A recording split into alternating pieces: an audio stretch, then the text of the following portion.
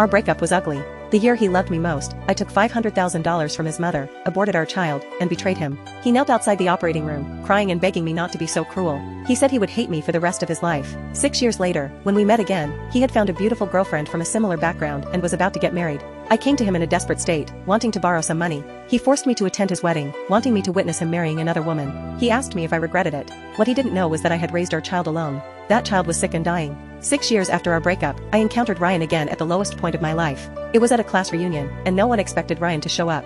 Someone joked, "Mr. CEO never keeps in touch with us. Did you suddenly decide to come to the reunion this year because you heard Lily was coming? Are you still thinking about her?" I was sitting in the corner when my back suddenly stiffened. I looked up to see Ryan with a cigarette in his mouth, coldly staring at me. Everyone knew how much Ryan used to love me. He was the son of a wealthy family, but he fell in love with me at first sight. That year, he cut ties with his family for me, giving up power and money, desperately wanting to be with me. We lived in a tiny rented apartment, sharing the same bowl of instant noodles and porridge. Life was hard, but we were happy.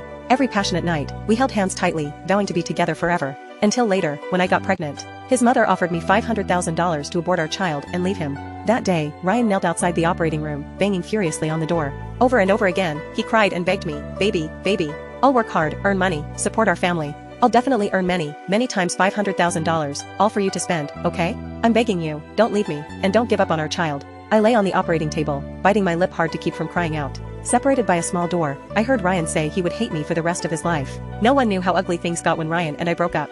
Someone pushed me towards Ryan, laughing and asking him, "Mr. CEO used to love Lily so much, he'd give up his life for her. How could you bear to let her go?" Everyone was clamoring for us to get back together. Ryan's friend glanced at me, smirking, and suddenly spoke up, "What kind of woman can't Mr. CEO get? Who does Lily think she is? Why should my bro be hung up on her?" He said there was a woman who had been with Ryan for 3 years. That woman was gentler than me, prettier than me, more suitable to be Ryan's girlfriend. Ryan had been dating her for 3 years. His friends all called that girl sister-in-law, and it was said they were about to get married. All the laughter and noise stopped, except for Ryan's friend who was still smiling, inviting everyone to attend Ryan's wedding. He tossed the invitation over, throwing it in my face and landing in my lap. I lowered my head and saw Ryan's name on the invitation, with another girl's name next to his. That girl was called Emma. Just from her name, you could tell she was a nice girl. I thought, she must be more sensible than me, more obedient than me, better at caring for people, and wouldn't always make Ryan sad. 6 years without seeing each other, and upon this reunion, knowing that Ryan was doing well was good enough.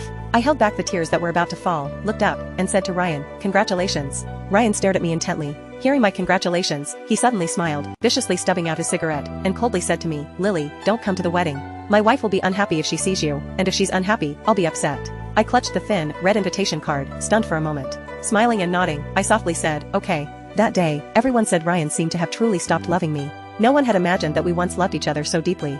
In the end, he was getting married, but the bride wasn't me.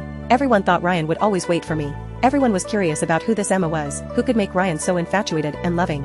I knew Ryan didn't want to see me again, so I left the class reunion early. On my way home, a friend sent me a photo of Emma. Emma looked very innocent in the photo. I heard she loved to smile and act coy, which was the type of girl Ryan liked. My friend asked me, "Lily, don't you think Emma's smile looks a lot like yours? Do you think Ryan still loves you? Is this really how it ends between you two?" I let out a soft sigh, remained silent for a long time, then smiled and said, "It doesn't matter. I don't care anymore." I didn't want to get entangled with Ryan anymore. I thought he would never know that I had secretly given birth to our child, hiding it from everyone. That child was sick and was about to die. This year was my poorest, most difficult year. I worked desperately to earn money, wanting to buy the best medicine for that child, to make him less painful when he was sick. For money, I could shamelessly go to class reunions to borrow from people, and I could work as a hostess in nightclubs, drinking until my stomach bled. I thought this would probably be the last time I'd see Ryan in this lifetime. Until a few days later, when that girl called Emma found me. Emma had probably heard from others that she looked a lot like me, and wanted to meet me. She came to the nightclub with some friends, asking for me by name. One girl asked me, "Are you Lily? The one who was Ryan's first love?" Her eyes were full of contempt as she looked at my heavy makeup, as if saying I was dirty. I clenched my fists, holding back my temper to avoid trouble, and only asked if they wanted to drink.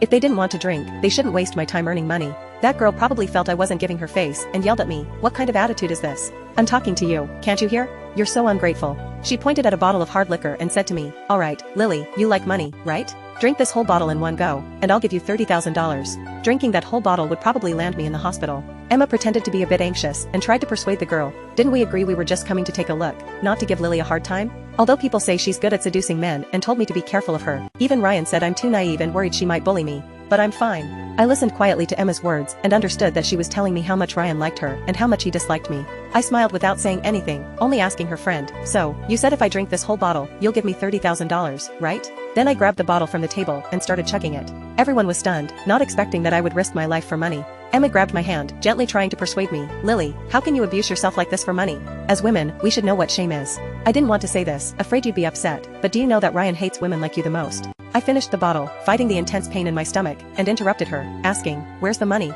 What Ryan likes or hates has nothing to do with me. I just want the $30,000 you promised me." Emma frowned, looking at me with disappointment, and said in a soft voice, "Lily, to be honest, that $30,000 is just pocket change for me. I could give it to anyone, but I just can't give it to you. You can blame me, but I'm doing this for your own good. I can't watch you continue to degrade yourself." Her friend pushed me and laughed. "I was just messing with you earlier. I'm not giving you any money. What can you do about it?" I coldly laughed along with her, then raised my hand and smashed the empty bottle hard. The shattered glass splashed onto Emma's leg, cutting a wound that started to bleed. Emma's tears instantly fell, and the women who had been noisy just moments ago all fell silent. The next second, the door of the private room opened, and Ryan stood in the doorway, looking at me coldly. I froze on the spot, not daring to look into his eyes. My heavy makeup, entertaining men for money, drinking with them to make them happy, Ryan had seen it all. Actually, I didn't care if others looked down on me.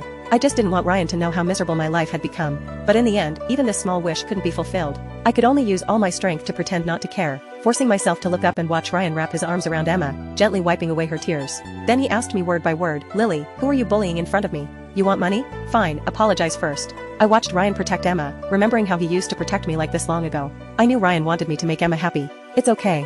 For money, I could do anything. Emma hid in Ryan's arms, secretly smiling at me.